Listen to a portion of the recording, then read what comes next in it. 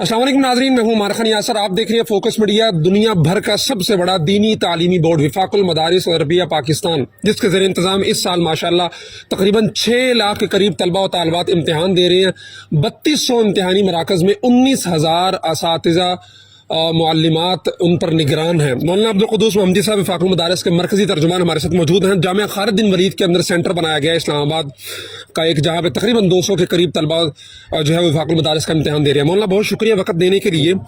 पूरे मुल्क के अंदर बैक वक्त 6 लाख तलबा का इंतज़ाम व इंसराम करना और इतने सालों से इस सिस्टम का कामयाबी के साथ चलना बगैर किसी बड़ी शिकायत के, बेज़ाब्तगी के, नज़म की खराबी के। हमने देखा कि जो तालीमी बोर्ड्स दूसरे होते हैं असली हवाले से, वो एक डिवीजन पे होता है ज़्यादा से ज़्यादा, और उनके अंदर इतनी ज़्यादा शिकायत, पर्ची माफिया, बूटी माफिया, असातिज़ा के साथ बदतमीज़ी, ये वो फलां। तो इसका इतने सालों से इतनी कामयाबी के साथ चलने के पीछे एक राज क्या है?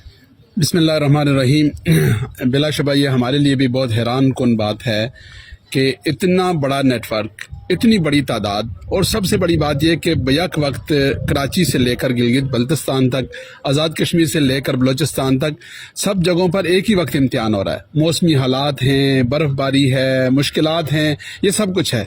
मैं समझता हूँ कि इसमें बुनियादी तौर पर अल्लाह रब्बुल इज़्ज़त की रहमत और अल्लाह की कुदरत के नतीजे में ये मुमकिन होता है, और फिर हमारे अकाबिर और असलाफ और उन बुज़ुर्गों की दुआएं, उनकी करामत, और फिर काम करने वाले जो लोग हैं उनके अंदर जो एक जज्बा है, जो एक ईमानी कैफियत है, जो एक दीन के साथ और दीनी काज के साथ वाबस्तगी है, और दयानत और अमानत का जो कॉन्सेप्ट है, तो ये अंदर का जो जज्बा होता है, ये जो अंदर की फ़िक्र होती है, ये जो अकीदा और ईमान है, जो नज़रिया है, वो आदमी से ऐसे काम करवाता है। ये काम तनख्वाह देकर नहीं हो सकते, ये काम वसाइल लगा कर नहीं हो सकते, ये काम मुलाजमों से नहीं हो सकते, ये काम जज्बे से होते हैं, ये काम फ़िक्र और नज़रिए से होते हैं। और जो बुनियादी चीज़ है वो अल्हम्दुलिल्लाह वही हमारे इस पूरे निज़ाम में, इस पूरे काम में वो नज़रिया और फ़िक्र कार फरमाए। और जो हमारा तरबियत का निज़ाम है, उसके नतीजे में जो असातिज़ा हैं, जो अमला है, जो निगरानी करने वाले हजरात हैं, अब आप देखें कि शेखुल इस्लाम हज़रत मौलाना मुफ्ती मोहम्मद तकी उस्मानी साहब दामद बरकातुहुल आलिया, नाज़िम आला हज़रत मौलाना मोहम्मद हनीफ जलंधरी साहब, दीगर जो हमारे वफाकुल मदारिस के अकाबिर हैं, तो वो सारे ऐसे हैं कि जिनकी एक एक बात, एक एक हिदायत हमारे लिए हुक्म का दर्जा रखती है। और मुल्क भर में जो नज़रात के साथ एक अकीदत है, मोहब्बत है, वाबस्तगी है, वो किसी सरकारी या किसी प्राइवेट नज़म में ये सारी चीज़ें हो नहीं सकती जो वफाकुल मदारिस और दीनी मदारिस के निज़ाम में। मौलाना, किसी भी इम्तिहानी निज़ाम की सबसे बड़ी कामयाबी ये होती है कि उसका पर्चा लीक ना हो। मैंने पढ़ा, सारा कुछ देखा। हम एक दिन पहले दीगर जो बोर्ड्स थे या यूनिवर्सिटीज़ का, मेरा LLB का पेपर दे रहा था, तो रात को इतने पैसे दें आपको पेपर मिल जाएगा। पिछले 2-3 साल पहले एक वाक़या हुआ कि वफाकुल मदारिस का पेपर मुमतहिन की गलती की वजह से रिवील हो गया, लेकिन वो किस तरह कामयाबी के साथ कवर किया गया और 24 घंटे के अंदर अंदर नया पर्चा बना के भेजा गया, इसकी मिसाल नहीं मिलती है। तो इस हवाले से क्या जो दीगर असली उलूम के तालीमी बोर्ड्स हैं या यूनिवर्सिटीज़ हैं जहाँ पर ये सब कुछ हर साल होता है, पर्चे लीक हो जाते हैं, तो उनके साथ कोई आपसे मुतालबा हुआ कि यार ये आप कैसे मुमकिन हुआ, या ये किस तरह दूर दराज के इलाकों तक पर्चा पहुँचाया गया सब कुछ? देखिए जी, जब भी इम्तिहानात होते हैं उन दिनों में जो लोग हमें विज़िट करते हैं वो मुख्तलिफ बोर्ड्स के ज़िम्मेदारान हों, यूनिवर्सिटीज़ के असातिज़ा और VC वगैरह हों, तो उस मौका पर तो वो इस जज्बे का इजहार करते हैं कि ये बड़ा मॉडल निज़ाम है, हमें इसे फॉलो करना चाहिए, लेकिन फिर अमली तौर पर इस पर कोई पेशरफ्त नहीं हो पाती। मैं समझता हूँ कि हमारे आका सल्लल्लाहु अलैहि वसल्लम का जो मॉडल है वो हमें सामने रखना चाहिए कि आप सल्लल्लाहु अलैहि वसल्लम ने जिस मुआशरे की इस्लाह फरमाई उसमें 2 बुनियादें थी। नंबर 1 खौफ खुदा, नंबर 2 फ़िक्र आखिरत। इन 2 बुनियादों पर रसूलुल्लाह सल्लल्लाहु अलैहि वसल्लम ने मदीना तैयबा के मुआशरे की और एक इस्लामी मुआशरे की बुनियाद रखी।